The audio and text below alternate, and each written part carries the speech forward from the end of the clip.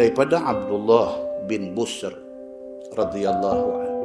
Dia kata satu hari satu Arab Badui mai jumpa Nabi sallallahu alaihi wasallam.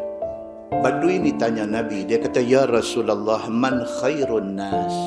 Badui ni dia mai jumpa Nabi, dia bagi satu simple punya soalan dekat Nabi. Dia kata, "Ya Rasulullah, dalam ramai-ramai manusia ni, siapa yang paling baik? Dalam ramai-ramai orang hak ada ni, orang yang paling baik orang yang macam mana?"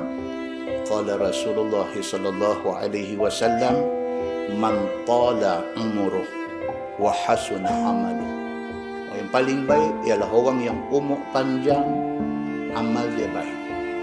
Umur dia panjang, umur panjang itu disisi dengan amalan yang baik-baik. Itu orang yang baik, kata Nabi SAW. Dalam sebuah hadis riwayat daripada Anas bin Malik radhiyallahu anhu, kata dia Nabi SAW selalu berdoa dengan doa-doa ini.